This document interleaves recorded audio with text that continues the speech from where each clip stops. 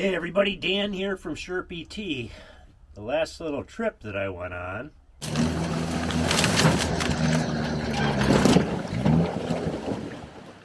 didn't result in what I thought it was going to. What I'm saying is I was going through that pond, some water appeared to get in the inside of the Sherp. It could get from in between the gaskets on the back or on the front. So that back door of the Sherp, the gaskets that's there, as you can kind of see, it's just kind of getting wore out. I should replace it. I do have another one to put in, I just haven't got around to it yet, but my guess is some water came through there or it came through the front one. And as you can see, there's some water in the bottom. It's actually even hitting the bottom part of the chain right there, which has happened many times before. But there's not a lot in the front. I did put that oil pad there to try to suck some of it up. I didn't have the back off to see how bad that it was. But what we'll do is we'll take the Sherp, move her down into the front or the back of the house, and drain that all out. Well, she started perfectly, so that's good. I'm actually quite surprised that I haven't had to replace the batteries yet. This sucker's going on 4 years old, and had a couple of experiences where the battery was completely dead, and she still works, so. A lot louder when all the materials are not on the inside of the Sherp. I'm just gonna drive her back down here. I'm going to find some spot where I can get at an angle again to drain that all out. While we're looking here too, I'll show you the same thing on the front. The gasket down here, pretty decent shape. Don't think a lot comes through, but when it gets way up to the top here, there can be some issues.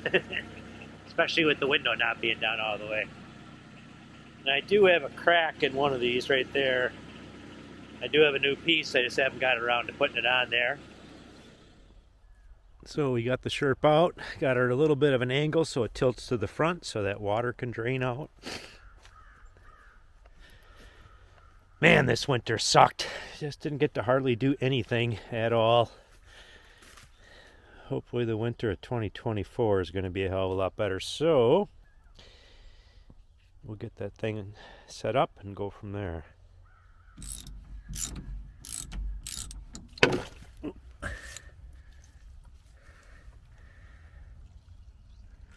Oh, it's mainly water, as you can see. Oh, looks like we probably got about a gallon out of her. Again, that's the only time I've really emptied this the entire winter, but I really haven't done a hell of a lot. I shouldn't say that. I did have it opened up, but nothing came out because I didn't have it at the right angle. Well, I got her taken care of and cleaned up as best I could in the back. But what I think that I'm going to do now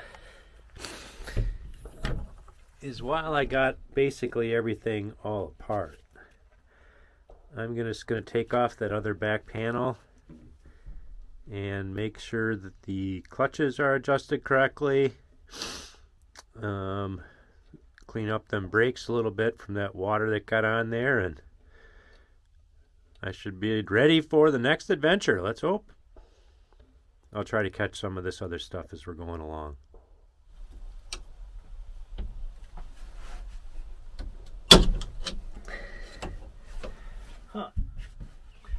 But I do believe that the old vice grip is the easiest way to get this thing off.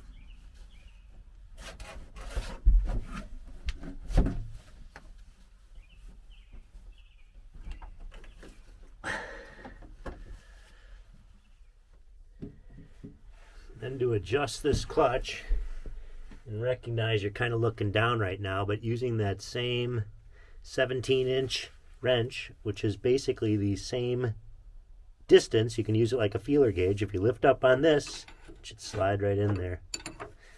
So I did adjust that one a little bit. We'll get the other one done.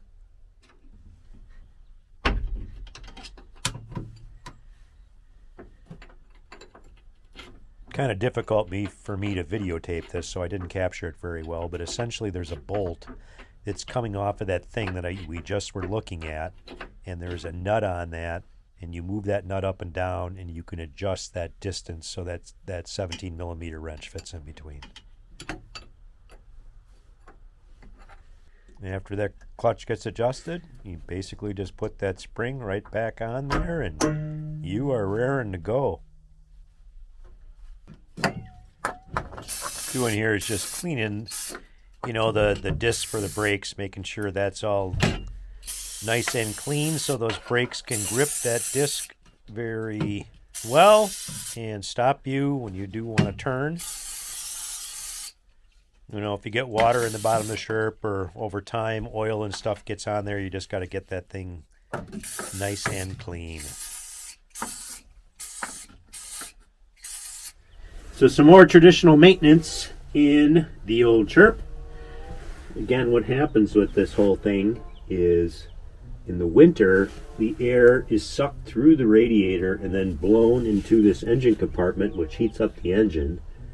In the summer, you change this fan right here with the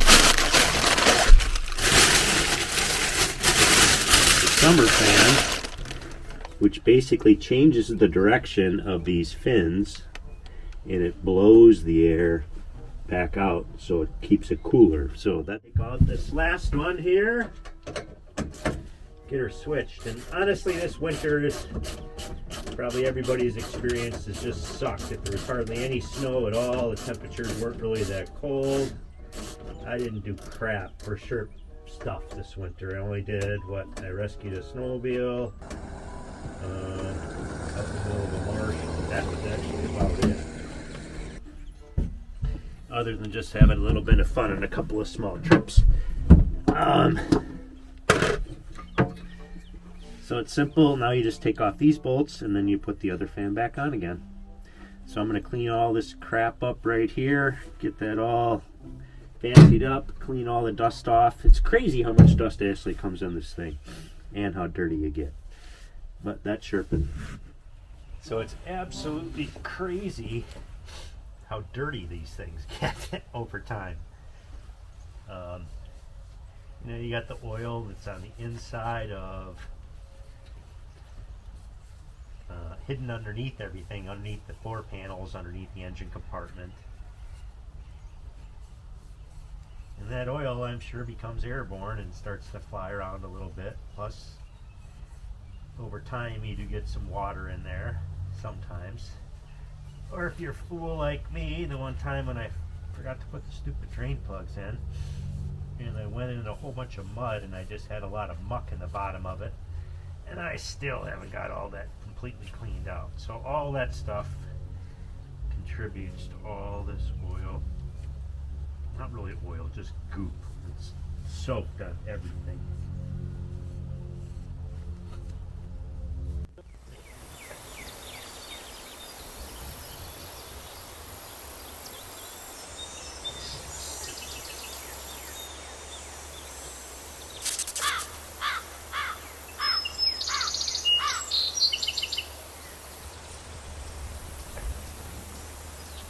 Josh told me for sure to USA. Put a little bit of Loctite on, just a medium. And glue. Just to make sure nothing happens.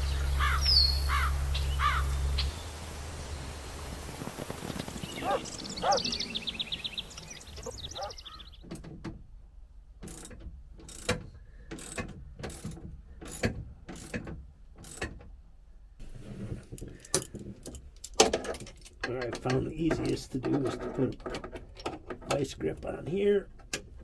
Use that for leverage. Just push it forward, and that allows me to put the belt on.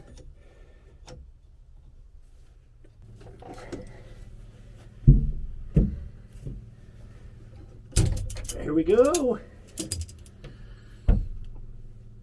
Another thing accomplished. See if I can try to show you.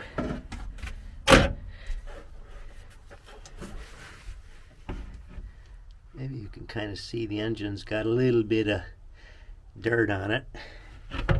And I don't know how I should clean that. Whether I should pressure wash this thing, use some type of brake cleaner, or some other goop. You got any thoughts on that? I'd love to hear about it. Please throw a comment in on how you think I should clean the inside of this Kubota diesel engine that has multiple chains exposed that need to have oil on them. I realize it's kind of difficult to see, but there's a bolt right here, and then it's got a set nut that's on the bottom. So this chain should have play of about a ½ inch, and it's a little bit more than that. So while we have this sucker apart, whoops, we might as well adjust it smidgen.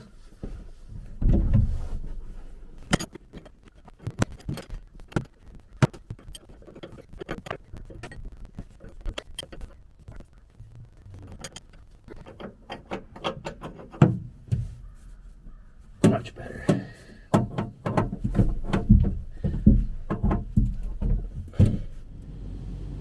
The Sherp is raring to go. All the maintenance has been complete. I am ready for my next adventure.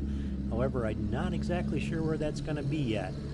Love to hear some feedback. Please throw some comments out there. Please subscribe to the channel. Greatly appreciated.